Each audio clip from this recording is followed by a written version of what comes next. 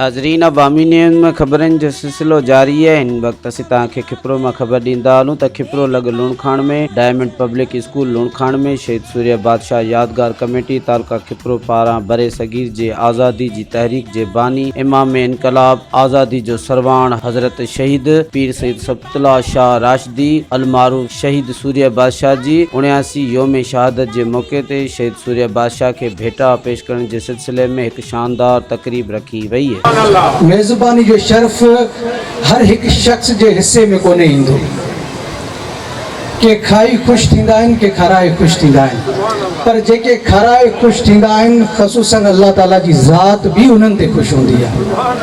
तो ही खुशनसीबन जेके हर साल प्रोग्राम सजाइन था पान सभिनी दोस्तनि खे भी हिते सॾीनि था। इन मौके ते डायमंड पब्लिक स्कूल जे शागिर्दनि शहीद सूर्य बादशाह के पंहिंजे लफ़्ज़नि खां ख़राज अक़ीदत पेश कंदे चयो आहे त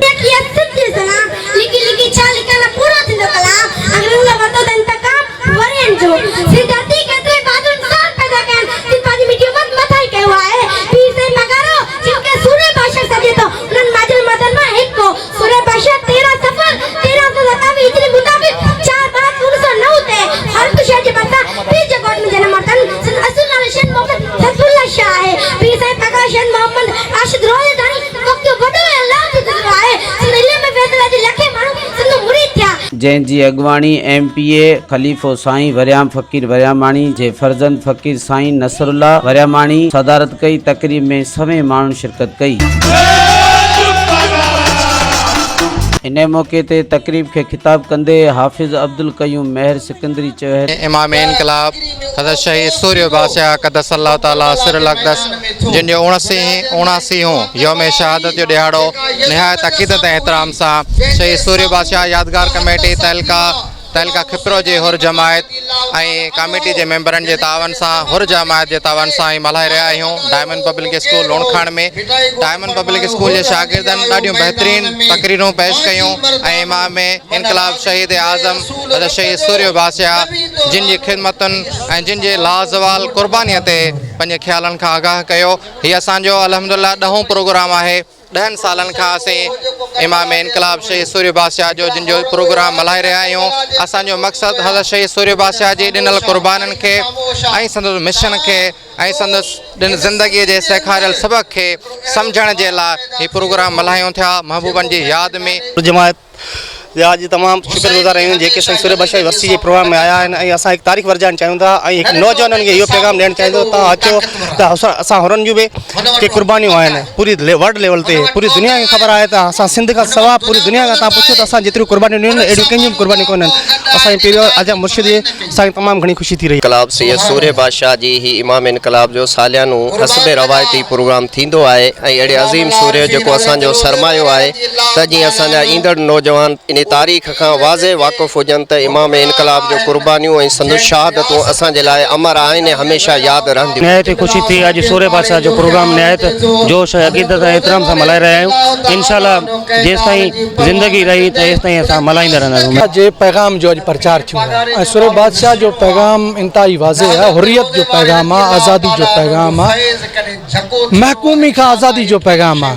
ऐं अॼु असां हितां हुक्मरान जमात खे बि इहो पैगाम ॾिनो आहे त तव्हां जेको माण्हुनि जे हक़ूक़ जो इस्तेसाल कयो पिया, माण्हुनि खे तालीम खां सिहत खां बुनियादी सहूलियतनि खां महरूम कयो पिया, तव्हां बि हिकु अंग्रेज़ जी नई शकल आहियो त बुनियादी हक़ ॾियो माण्हुनि खे, इस्तेसाल न कयो न त इंशाअल्लाह हीअ हिकु नई तहरीक जी हाणे ज़रूरत पवंदी माण्हुनि खे हक़ूक़ वापसि वठी ॾियण जे लाइ।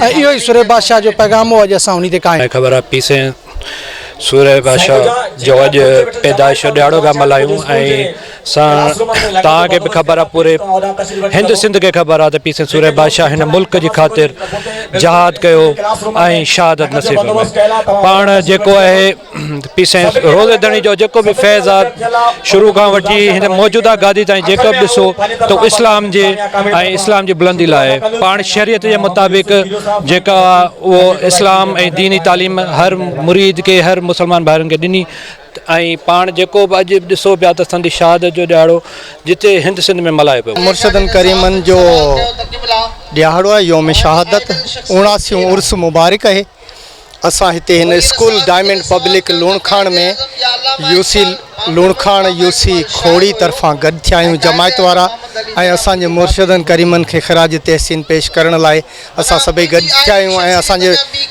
मुर्शिद जो जेको पैगाम आहे उहो असां हिन मुल्क वारनि खे हिन खिते वारनि खे हिन इलाइक़े वारनि खे ॾियणु चाहियूं था त असांजे मुर्शिदनि करीमनि हिकु ई नारो हयो वतन या कफ़न आज़ादी या मौत। असां जॾहिं हिते आज़ाद हूंदासीं तॾहिं ई को कमु करे सघंदासीं। इमाम इनकलाब शहीद सूर्य बादशाह के खराज तहसीन पेश कयूं था जो अॼु असां डायमंड पब्लिक स्कूल में इमाम इनकलाब शहीद सूर्य बादशाह जो 79 योम शहादत जो ॾियारो मल्हाए रहिया आहियूं। इमाम इनकलाब शहीद सूर्य बादशाह हक़ ऐं सच जो नारो हणी वतन या कफ़न आज़ादी या मौत जो नारो हणी अंग्रेज़नि खे हिन मुल्क मां तड़े कढियो। इमाम इनकलाब शहीद सूर्य बादशाह जो ॾिनल कुर्बानियूं असांखे अॼु बि यादि आहिनि ऐं उहे ई कुर्बानियूं असां पंहिंजे जेका नौजवान नस्ल आहे उन्हनि खे शऊर ॾियण जे लाइ ही असां प्रोग्राम कयो आहे ऐं हीउ प्रोग्राम असां हर साल अल्हम्दुलिल्लाह डायमंड पब्लिक स्कूल में मल्हाईंदा आहियूं।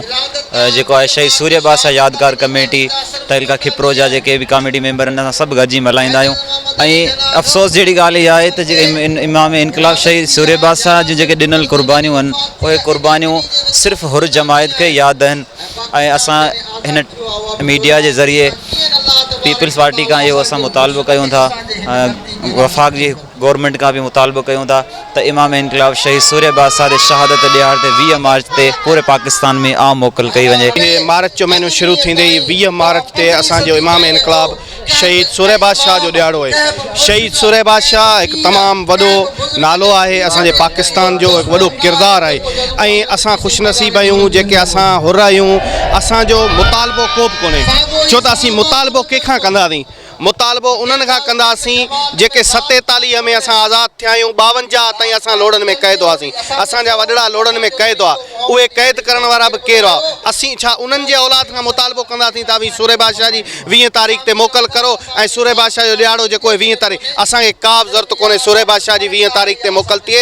असांजो को मुतालबो कोन्हे असां रोज़े वारे जा फ़क़ीर आहियूं रोज़े वारे जा हुर आहियूं ऐं असांखे ख़ुशी आहे त असांजे कामिल मुर्शिद पाकिस्तान आज़ाद थियो आहे त बि सूर्य बादशाह जे करे थियो आहे ऐं अॼु जे पाकिस्तान पंहिंजे पेरनि ते बीठो आहे त उहो पागारे जे करे बीठो आहे। मतलब जेको शहीद सूर्य बादशाह जिन जी शहादत जा प्रोग्राम इन लाइ असां सेलिब्रेट कंदा आहियूं त असांजो जेको नौजवान नस्ल आहे उनखे असांजे हीरनि जी ख़बर पवे त असांजा असल हीरा हिन धरती खे हिन वतन खे आज़ादु करण में कंहिंजो किरदारु हो त इन जे लाइ असांखे प्रोग्राम करणु खपनि। इन प्रोग्रामनि में ॿियो बि मक़सदु आहे त असां जेके हुर फ़क़ीर आहियूं इहे असीं मुतहद थियूं था मतिलबु असांजो नौजवान असांजा वॾड़ा असांजा ईंदड़ नस्ल उन्हनि खे ख़बर पए थी असांखे हिकु मुतहदी जो हिकिड़ो पैगाम ॾियूं पिया त असां पाण में मुतहद आहियूं वतन पाकिस्तान जी हिफ़ाज़त जे लाइ हुरनि अॻु में बि ख़िदमत कई आहे अॼु बि हुर फ़क़ीर जेके आहिनि उहे वतन जी आज़ादी ऐं उनजी ख़िदमत करण जे लाइ अॼु बि जेको आहे उहे हाज़िर आहिनि। शहीद सूर्य बादशाह आज़ादी जो आशिक़ हो। शहीद सूर्य बादशाह आज़ादी जे इश्क में जान ॾेई पाण सदाई जे लाइ अमर थी वियो आहे। शहीद सूर्य बादशाह पारां शुरू कयल हुर तहरीक बाबति तहक़ीक़ जी अञा बि घणी कम जी ज़रूरत आहे। हिननि हुकूमत खां मुतालबो कयो आहे त शहीद सूर्य बादशाह जे मफ़लूज़ात खे नसब में शामिल कयो वञे। हिननि हुकूमत खां मुतालबो कयो त शहीद सूर्य बादशाह जे ॾियारे जे मौक़े ते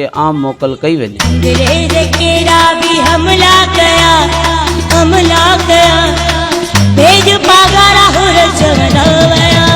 जॾहिं त आयल महिमान जे मान में आजियाणियूं ॾींदे उस्ताद मोहम्मद खान भइयो आयल महिमान जा थोरा मञीदे चयो त शहीद क़ौम जो सरमायो हूंदा आहिनि। अहिड़ा प्रोग्राम करण जो मक़सदु नए नस्ल खे आज़ादी जी सूरमनि बाबति ॼाण ॾियणु आहे जीअं इहे हिननि जे नक्शे कदम ते हली मंज़िलनि ते पहुची सघनि। जॾहिं त कंपेनिंग जा फर्ज़ मोहम्मद यूसुफ कीरियो शाज़िया गुलशेर कीरियो आरबी राजड़ अदा कया। कैमरामैन रहमान उमरानी सां गॾु हरेश KBC अवामी न्यूज़ खिपरो। मज़ीद खबरों और तफसीलात के लिए विजिट करें हमारी वेबसाइट www.awamiNewsHD.com।